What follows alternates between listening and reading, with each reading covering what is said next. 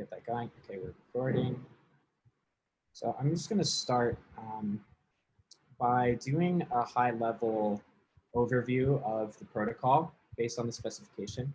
I've also shared a document, just a working doc or a folder that has a working doc in it, and I'm going to be progressively adding more materials there that we can use over the course of the audit. So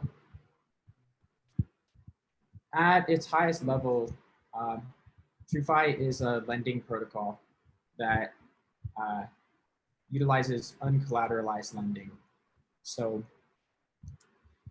collateralized lending is really popular in DeFi right now, and is a really good way to sort of permissionlessly loan money to people and to earn interest on crypto.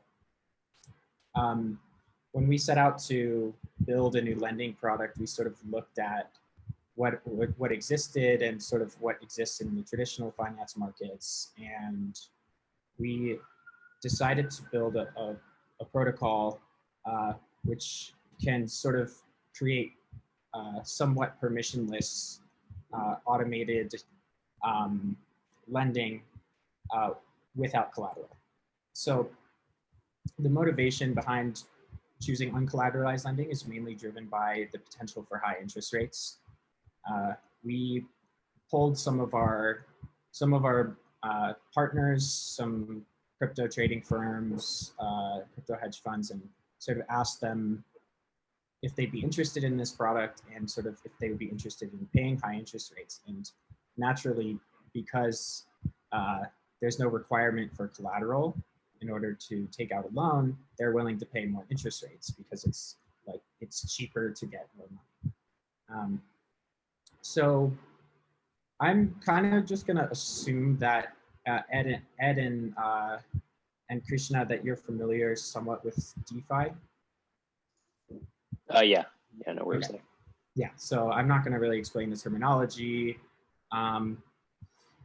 So really, TrueFi consists of 4 major pieces, and each of these are sort of, we want each of these pieces to operate independently from each other. So the first building, and we kind of want them to act as like money Legos, which is sort of just like something that can be used for multiple purposes and that can allow for different solutions to be built on top of each piece individually.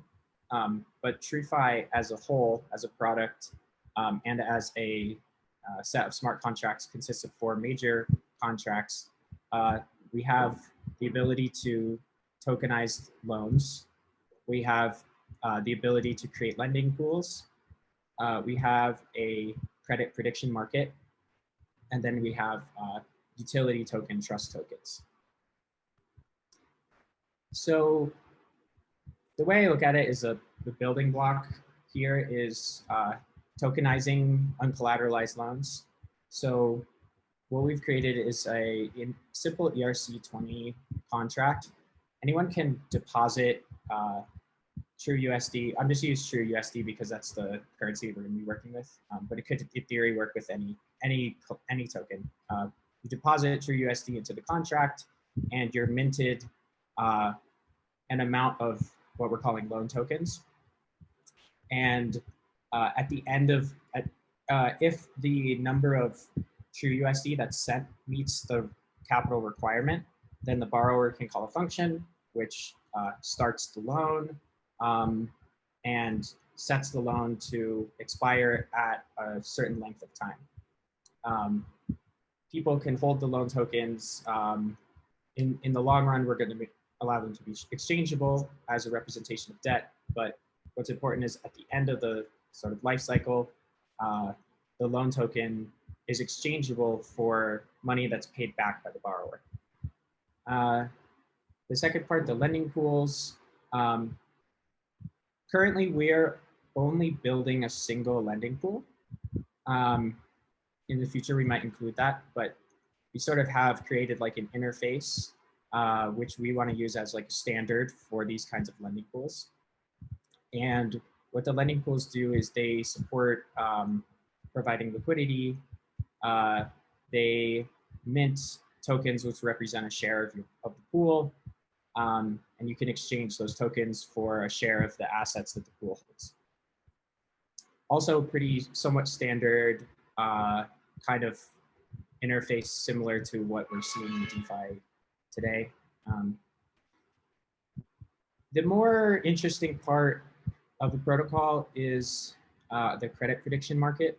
So we have a way to tokenize loans. We have a pool that can fund those loans and earn interest from those loans.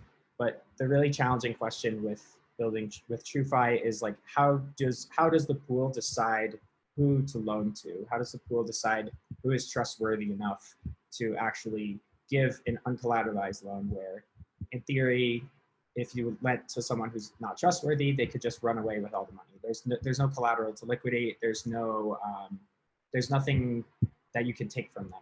So we tried out a few different mechanisms, including like a voting mechanism, but we sort of took a step back and we realized that we could create a prediction market which operates in a very simple manner, which estimates the likelihood that a loan will default.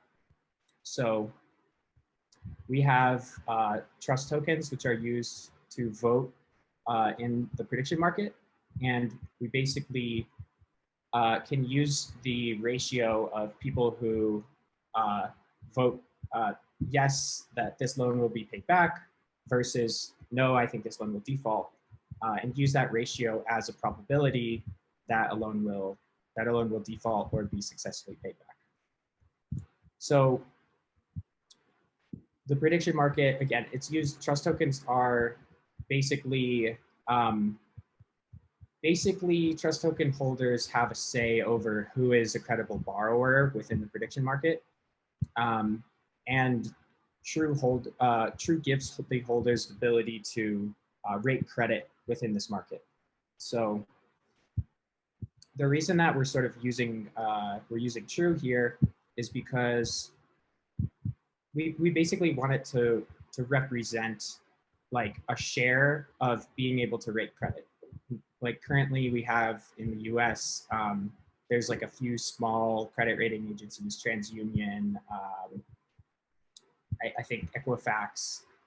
So we sort of want to essentially create a way to own a share. It's essentially like owning a share of one of these credit rating agencies and having the ability to, rather than rely on a few centralized credit rating agencies, have a decentralized credit rating agency.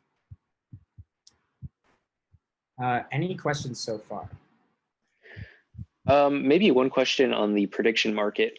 I'm trying to understand why a predictor would say that an address is indeed trustworthy. What are they going off of when they vote yes or no on an address? Right.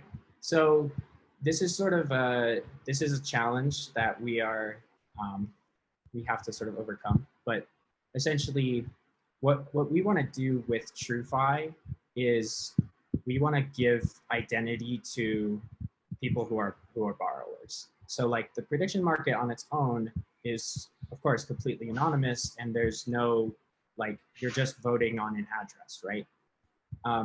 What we want to do as a company is we want to provide information that can facilitate lending and rating these borrowers. And we also want to build a pool which facilitates like good borrowers. So I mean, I can go right into the progressive decentralization here. Basically, like, sure, the system that we built is surely flawed and imperfect. But our goal is to sort of like, we have a long-term vision, which is in line with our mission as a company, our mission is to make financial freedom as accessible as the dollar and open access to financial opportunity. And we want to bootstrap something that works and is effective now, distribute trust tokens, build a community around trust tokens and TrueFi, and essentially like have a rigid structure with conservative parameters and, for example, like whitelisted borrowers and sort of leverage the relationships that we have with certain borrowers to sort of show people that this can work and show people like, hey, this is actually something that we can build. And the long-term goal is to build a market-driven automated credit rating and lending system, right? So like uncollateralized lending is extremely high risk. And sort of what we're doing here is we're starting out at a very centralized position where like, okay, we're going to take on a high amount of risk. We're going to have a lot of control over the parameters in the system. But we can start at that point and then move to progressively build a decentralized system. And we've seen other protocols do this before. And I think that we're personally pretty confident that with the initial parameters, and I'll go into details about the parameters that we're sort of setting and tweaking here, that we can build something that works well and begin to automate those parameters as much as possible. Got it. I think that makes sense with this progressive decentralization idea. When you initially brought up the prediction market, I immediately was wondering if you were going to KYC borrowers.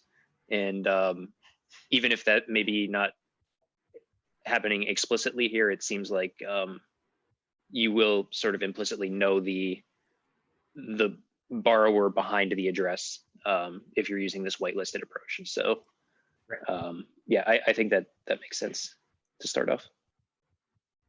Okay. Krishna, do you have any questions as well, or should I continue? It seems like a pretty novel approach because we actually previously audited Teller, which is a under collateralized loans protocol, but they're going more of the centralized route where they're like connecting to like your through Plaid. I think they're like connecting to your sort of CFI background as well, and that way they're getting a signal on whether you're trustworthy or not. But I think in terms of decentralization, if you want to keep it like, you know, true and like crypto native and like actually kind of permissionless, then this seems like a much better approach. So yeah, please feel free to continue. Okay, so the loan token, I'm not going to really explain this again, but basically we have 4 important parameters. These sort of come up, these 4 parameters will come up like several times. So we have a rate, we have a term length, an amount to borrow, and a borrower address. And we sort of have like a life cycle for the loan tokens. So initially, like you can mint and burn. Minting means that you just deposit TrueUSD and get loan tokens. Burning means that you burn your loan tokens for your initial deposit. It's so like people basically like a loan token is deployed, and this is a signal that someone wants to borrow money. So loan token is deployed. People can send funds to the contract, get the loan tokens.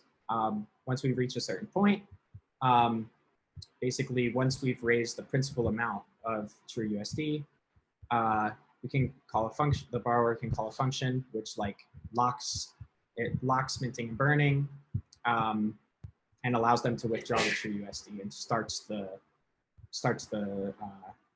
basically we set the expiry to like the block timestamp plus length. Then like this next, once the loan is approved, we are sort of sitting in this place where we're waiting for the borrower to pay back the money. We try to keep the loan token as simple as possible. Like there's different models that we kind of explored, like, okay, like paying interest over time. But we kind of decided that just like, as long as the borrower pays the interest, pays the principal plus interest back before the loan expires, then like this loan is considered paid back. Once the loan is completed, you can burn your loan tokens for a share of the principal plus interest. Okay, so the lending pool, I'm gonna go actually talk about the prediction market first. I might switch these in the spec. So the prediction market, really the goal is to estimate the likelihood of a loan defaulting. And that's all that we want the prediction market to do. And the prediction market does rely on the loan token parameters to sort of accomplish a few things. And we sort of have like a somewhat, it's not super complicated, but it's somewhat like complicated reward structure and a few ideas that we're sort of using within the prediction market. And I think like in the scope of the audit, like it's important that we try to not only look for mistakes in the code, but also look for ways that people can gamify the system, or if there are some incentives that you think are maybe poorly set up or poorly designed, maybe like looking at flaws in that, looking at potential flaws in adjustments to certain parameters. So it's kind of important to understand like the motivation behind some of these decisions. For example, the way that we at first are rewarding people for participation, a lot of it is through an incentive distribution. So we have 39% of the true total supply allocated for community distribution, and a large portion of that for a long period of time goes to rewarding participation in the prediction market. And the way that we're currently rewarding and doing the payouts is basically all participants are paid equally. So whether you are voting yes or no, your participation is rewarded. And you're also required to stake true for the length of the loan, right? So the sort of downside to this staking is that you aren't able to use your true to do something else. You aren't able to use your capital to earn interest, to do other things. So what we do is we distribute over the course of the loan a reward in true, which is proportional to the total interest that's going to be paid in TrueUSD. This way we sort of want to incentivize like people voting on on loans that are more like not like controversial, but like higher interest rate. Like it's basically, we want people to be looking at like the highest interest rate loans and scrutinizing them and actually thinking about their decision making, rather than voting on these like low ball or just random like really low interest rate loans. So the reward is the total interest to be paid in TrueUSD times the remaining true distribution. And this is basically, this will cause less true to be paid out over time because it's a ratio of like basically like the total true or remaining true over total true. And then the claimable reward is just claimable, like you can claim it over time. So the closer you get to the end of the loan, the more you can claim.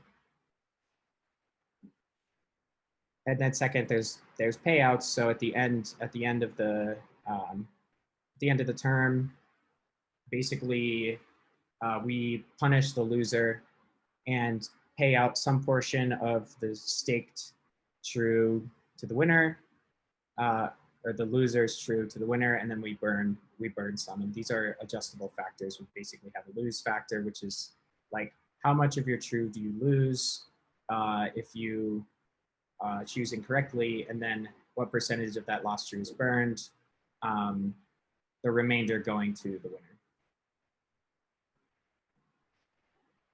winner. Does the prediction market make sense, Ed? Yeah, I think that's pretty clear. One question I had, since the voters have to stake on a vote, does that prevent them from staking toward other votes? Or so basically what I'm asking is the stake specific to a single vote, or can they use the same stake to vote on multiple things? It's specific to a single vote on a single vote. Got it. So like the idea with another like thing that we want is like basically the way that we're actually the amount of, did I put the amount that we're requiring? Oh yeah, I'll go to the pool now, because so if you understand the prediction market, then we can understand like how the pool decides to use the information from the prediction market to actually lend money. Because basically like within the prediction market, you're not locking, your funds aren't locked until a loan is funded and borrowed. So if there's like some loan that you want to try to rate and it's not getting a lot of traction, you can just pull your true out and vote on another loan. So the lending pool has like a set of parameters that it uses to determine if a loan in the prediction market is worthy of being approved or worthy of being funded, essentially. So we have just like a bunch of parameters, like a minimum loan size, maximum loan size, a minimum APY, risk aversion. Risk aversion measures how much worse it is to lose $1 than it is to gain $1. So we can use the probability. If we assume that like in like a perfect market that the probability of a loan defaulting is exactly the ratio of yes to no stakers, then we can actually calculate like what our expected value is to fund this loan. And sort of the risk aversion is like how much worse it is to lose $1 than it is to gain $1. So like I think raising it, Raf, correct me if I'm wrong here, but raising the risk aversion will allow you to will make it more strict, and lowering it will make it less strict. Exactly. Yeah. If you raise the risk aversion, it's more averse to taking on a risk. So it'll be more careful before making a loan. Yeah. And so if the protocol is making too many loans, then we may increase that. And if it's making too few and it's just sitting on a lot of capital, we may decrease that to make it a little bit more risk prone. Yeah, so we have this risk aversion factor, and then we have a participation factor, which is basically how many voted true per USD size of loan are required to approve. So initially we're setting, I think this is actually incorrect. I think we're setting the risk aversion to be lower, but initially the participation would be 1, which means that like the maximum amount of true that can be, or the maximum amount of like dollars that can be lent out are proportional, essentially proportional to the amount of true in circulation. So you can think of this as like this participation factor, assuming there's only one pool that's buying loans. This is sort of like a cap on like a ceiling on how much TrueUSD can be lent at one time. And we also want the participation factor to be high as well, so that like 4 people can't just vote like 10 true each to actually get a loan approved. We want there to be like a really, really large amount of, a really high number of votes to actually get a loan approved. And I think we are missing something here, which is we have an amount, we basically want to have an amount of time I think we were calling it a time factor or something like that, but a minimum amount of time that a loan has been assessed on the prediction market before we approve it. So that right. just so that someone can't just manipulate it easily, it gives people time to actually vote on loans, and the pool can see that, okay, this has been up in the air for 7 days, and now it's okay to purchase this loan. Lending pool behavior. Sorry, can we go back up to the initial parameters there? So I see risk aversion at 1.0. Does that imply that you effectively need 100% yes votes? Or am I misinterpreting that? No, it doesn't. I think you'll see in the code how that's taken into account. And also, I think that we may actually be launching it with a little bit higher than 1.0. How do we say we're doing like 1.5 or something? It's supposed to be 1.5. So I think that's saying that when the protocol makes a loan, it thinks about the expected value from that loan, and it considers losing $1 to be 1.5 times as bad as making $1 is good. Got it. Okay, that makes sense. And that determines its threshold. So it looks at the prediction market to get an estimate of the probability that the loan is going to go south. And then, of course, the upside from a loan is very clear, because that's just, the APY that the loan pays.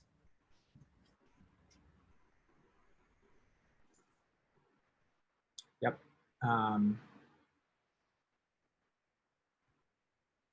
Yeah, so there's a few more parameters. It's important to understand that we do eventually want to remove a lot of these hard caps, but there's like certain things that we are looking to restrict initially. For example, the APR, the minimum APR. And we've sort of had like internal discussions about this, because we have some people who are in favor of having no minimum or maximum and just letting the market decide like at launch. But we see the initial borrowers that we're going to whitelist are sort of essentially pilot users. And we don't want to see like manipulation coming from those initial users, because if there were, for example, no minimum APR, then it could be very easy if you were one of few borrowers, if there's not a lot of competition for borrowing funds from the pool, that they could all just get very, very low interest rates for like what is, I think, a risky investment by the pool. So we have this minimum and maximum APR, and this sort of like also helps you understand like the risk. Like the pool is not willing to invest in really high interest rate loans, because those inherently could potentially be risky, and people could try to rig the system by because you also get more reward if you're paying more interest. You could also potentially like kind of bait people into approving loans that have a really, really high APR. Minimum maximum term, because again, initially this is sort of a pilot kind of program. We want to encourage short-term loans to sort of show people that this works, and that this can actually be something that is useful and that pays a good interest rate. So we have this minimum term of 1 day, maximum term of 30 days. And the sort of benefit of like these really short-term loans is like, there's like we have right now, okay, we have flash loans, right? So you can borrow a bunch of money, but you have to make a profitable transaction in order to return that money. Like you can't make a trade in a flash loan that loses money or take certain risks, because it has to all be done within one transaction. Whereas if you were to take for example, 1 hour uncollateralized loan, or a 1 day uncollateralized loan, there might be an opportunity that the borrower sees that will take multiple blocks. It won't have to all happen in one transaction. Maybe it's going to be a series of transactions, or maybe there's some arbitrage that might take time to actually pay out. So we want to. There's a lot of potential there, but like yeah, we basically want to encourage short-term loans initially. Yeah, assets, TrueUSD is going to be the main asset. And also, what we want to do in order to be competitive with existing DeFi protocols is unlent funds are going to be deposited into Curve and will be staked to earn Curve tokens. This allows us to sort of always at minimum be having a really good yield because if we're lending out funds, yeah, you're getting interest, but for funds that are waiting to be lent out, you're not earning any interest on it. So we have a way that we essentially can earn interest on TrueUSD in the pool before it's lent out. Any questions on any of these parameters or the lending pool behavior? No, I think it's pretty clear on my end. So we're almost done here. The last thing is, and this is not fully up to date. I'm going to update this right after the meeting, but this is like very close to what we have for our final spec. We've already completed like a private token sale, and we want to dedicate a large number of trust tokens to be distributed to early participants, early adopters, users of the protocol. And so we have a sort of certain, we have like a liquidity mining program basically. And the main sort of parties that are at play here are, we have like third-party LPs, such as Uniswap and Balancer. We have TrueFi LPs, which are people who deposit TrueUSD into the TrueFi lending pool. And then we have true stakers who are participating in the prediction market. We also have like sort of sets of time that we want to distribute for. We see the TrueFi LPs and the stakers as the sort of long-term users, and we see the sort of LPs as like a way to or the third-party LPs as a way to sort of bootstrap liquidity for trust tokens. Liquidity for TrueFi LP tokens is really important as well. So we have a couple, we really, you don't have to know this as much to audit the code. I think it's, the way that we've implemented this is through, we have these sort of farming contracts where you can stake LP tokens and you can earn and claim True. So that's all you really need to know for the distribution contract. I think I need to update this, but there is a short section here on the distribution contracts. I think that's it. I have a working doc here with some information, but are there any questions about the protocol so far? I think I have just one follow-up regarding, okay, so maybe this goes actually beyond the smart contracts, but I'll ask it anyway. Like, suppose a borrower takes out $1 million loan and then doesn't pay it back. What happens in that case? So there's going to be people penalized during voting because they voted incorrectly, I guess. Mm-hmm. But what happens beyond that? Anything? So this is where sort of a little centralized power can benefit. What we do is, because the pool is going to be the owner of the loan tokens, we sort of see the loan tokens after this point as like bad debt. So like, okay, like the prediction market participants have been punished, they made their mistake, the outcome is what determines whether they're punished or not. But now the pool is holding these tokens which are not super useful because there's no money to exchange them for. What we're doing currently is we have like a legal process that we want to trigger. in this case. And whenever currently with like the initial protocol, all of our whitelisted borrowers are going to sign like a legal agreement that says you have to pay back this much money.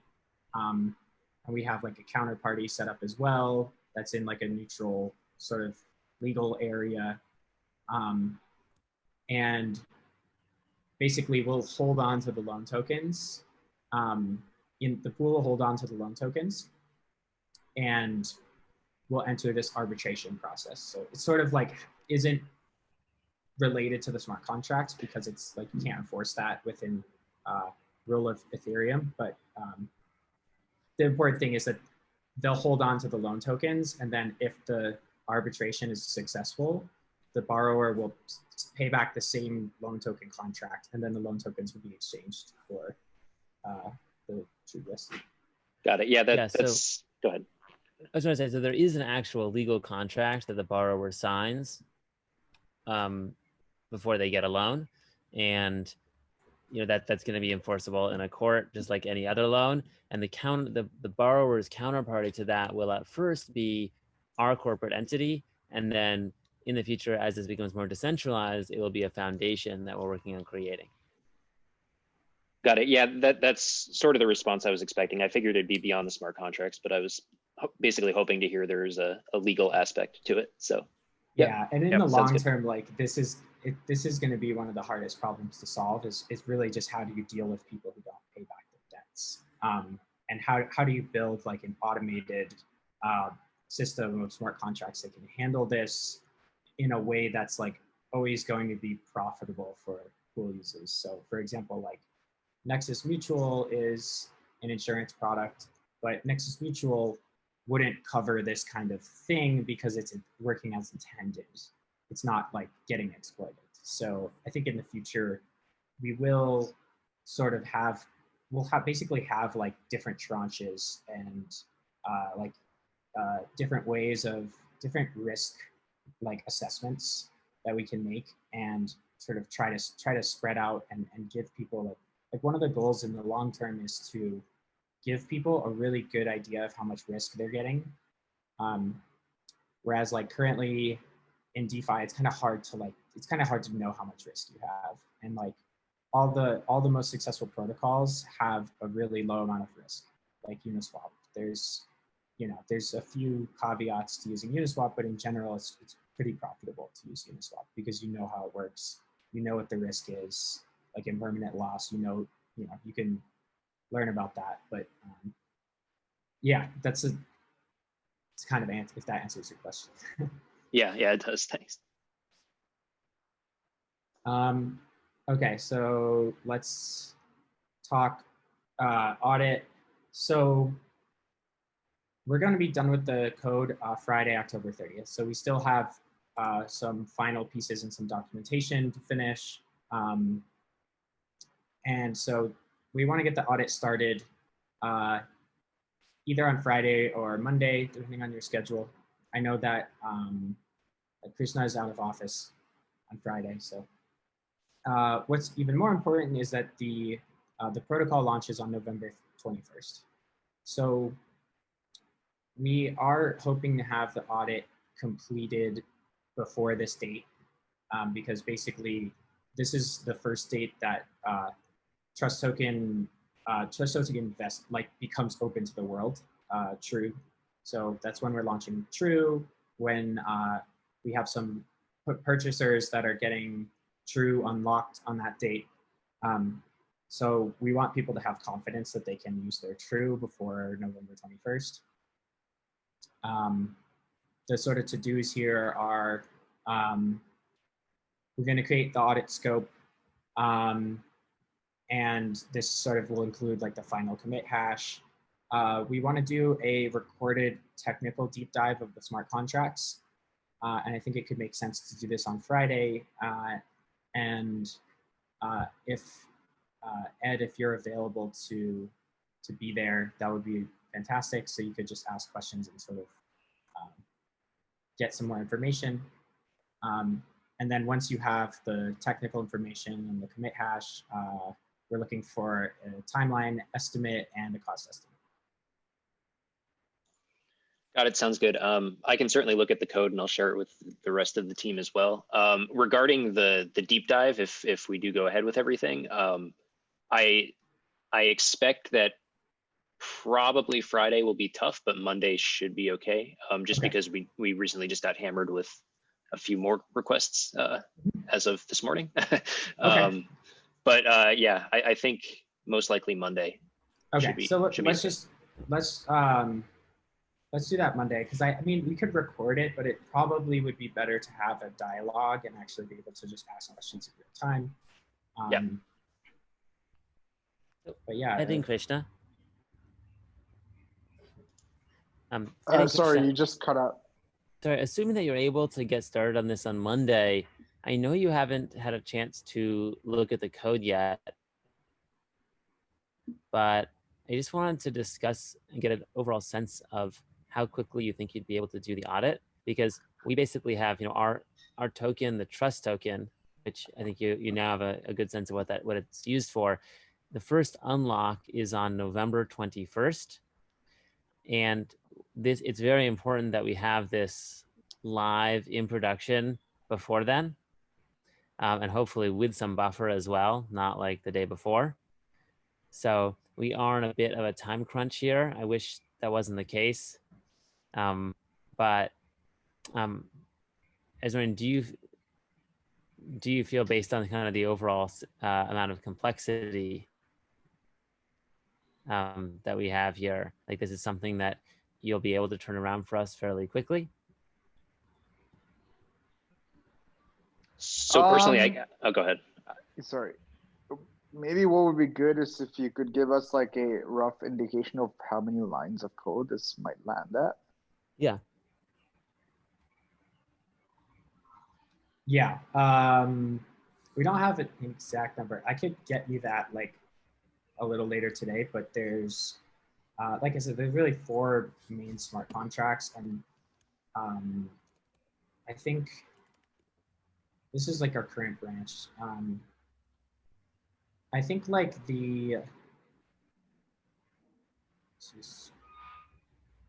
it's honestly not that many.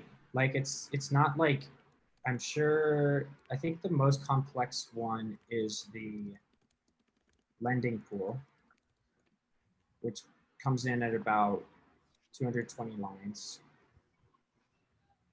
The prediction market is 206 lines. Yeah, I was just flipping through them as well, and I'd say it's probably on the order of 1,000 to 1,500 lines of code, including the subdirectories. So it doesn't look too enormous or anything like that. Yeah, and so, these distributors, we're not using all these, so we can cut it down a little bit. Ed, what do you think for this one? 1.5, 2 weeks ish? Yeah, I would say that most likely. It'll help to thoroughly go through the repo to scope it out, but I think that seems like a good timeline. Got it. Yeah, I think in terms of pricing, I mean, well, I think Ed will definitely do a more detailed scope of this now that we have documents. But I can say it'll probably fall within the 20 to 40K range. That's my gut feeling, and we can get in touch with a preliminary proposal, even though the code is not complete, by like the end of this week, if that makes sense. That'd be great. Yeah. And we'll get to it as soon as we can. Sorry. You said the code is probably what, 95% done at this point, maybe even more, or is there more major features? There's a few things with the curve. Some of the complexity is in the actually interacting with the curve contracts. There's like, we have to add, we're good like working with curve now, but in order to earn curve CRV tokens, you have to like stake your Y curve pool tokens. So we have to build the staking and selling on Uniswap. But it is 90, yeah, I would say like 95% done. Okay, sounds good. The only unfortunate thing is currently like, I have to work on the documentation within the code itself. So I think like getting that would be obviously make it easier for you to audit the code, having inline comments and documentation. So. Yeah, that'd be certainly appreciated.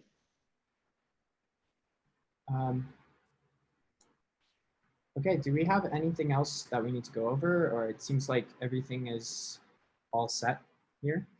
The scope seems like we can get this done before the 21st.